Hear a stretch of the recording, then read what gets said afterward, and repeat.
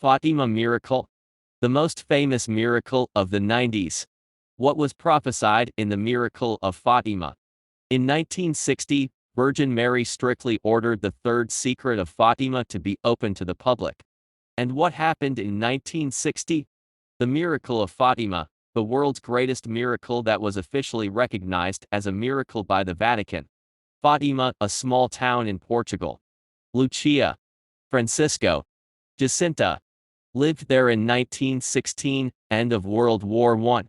An angel called the Angel of Peace appeared before these three children. May 13, 1917.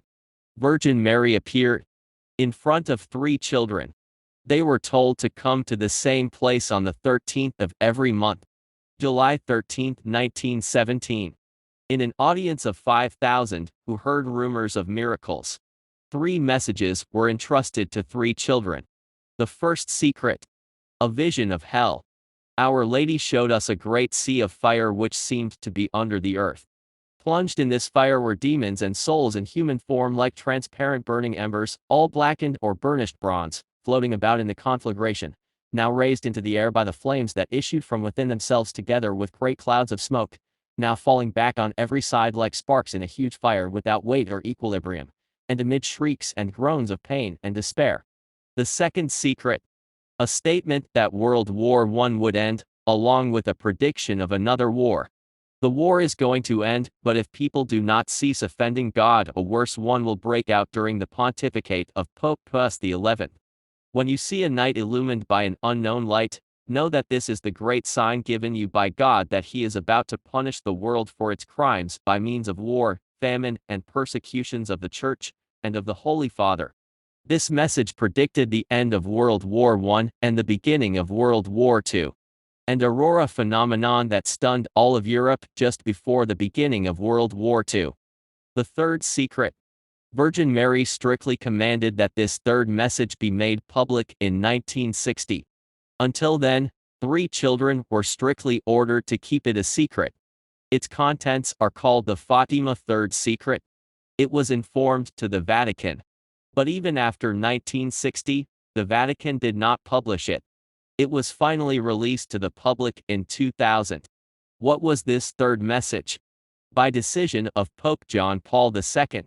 June 2000. For the first time in 40 years, the Vatican has issued the message. The third secret of Fatima. The angel cried out in a loud voice, "Penance, penance, penance." And we saw in an immense light that is God, something similar to how people appear in a mirror when they pass in front of it, a bishop dressed in white. We had the impression that it was the Holy Father. Other bishops, priests, men and women religious going up a steep mountain at the top of which there was a big cross of rough-hewn trunks as of a cork tree with the bark. Before reaching there, the Holy Father passed through a big city half in ruins and half trembling with halting step. Afflicted with pain and sorrow, he prayed for the souls of the corpses he met on his way. Having reached the top of the mountain, on his knees at the foot of the big cross, he was killed by a group of soldiers who fired bullets and arrows at him. And in the same way there died one after another the other bishops, priests, men and women religious, and various lay people of different ranks and positions. Beneath the two arms of the cross, there were two angels, each with a crystal aspersorim in his hand, in which they gathered up the blood of the martyrs, and with it sprinkled the souls that were making their way to God. The Vatican said the secret spoke of the 20th century persecution of Christians, leading to the failed assassination attempt of Pope John Paul II in 1981. Pope John Paul II says, "In a special way may divine providence be praised for this, that the period of the so-called Cold War ended without violent nuclear conflict, the danger of which weighed on the world in the preceding period in his last will." Pope John Paul II is grateful that the prophecy of Christians' actual death did not come true.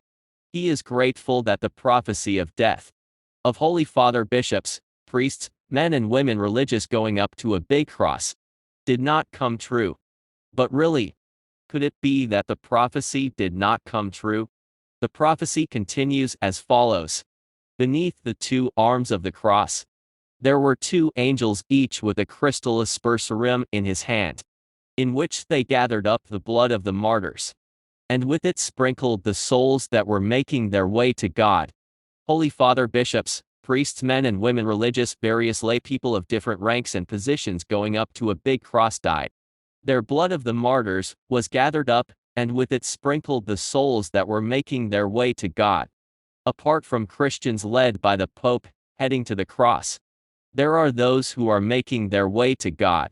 The angels sprinkle those who are making their way to God with the martyrs' blood of Christians heading to the cross. The third prophecy of Fatima is the prophecy to be released to the public in all of the world in 1960. That there will be a new generation of those making their way to God who have inherited the mission of the Christians. Then what happened in 1960? Not many people know that the Unification Church, a heretical Christianity in Korea, is involved. 1960 was the year of the most important events in the Unification Church. Sun Myung Moon and Hak Ja-han Moon got married this year, which is called the marriage supper of the Lamb, as in the Book of Revelations. Sun Myung Moon and Hak Ja-han Moon got married in 1960, and for the first time as second coming Messiah, as true parents of humankind. They performed holy blessing marriages for 3 couples in 1960. Beginning in 1960, for the first time in the world, marriage centered on God, not Satan, has begun.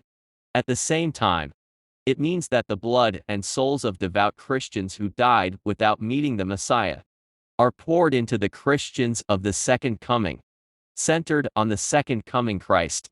True parents of humankind making their way to God,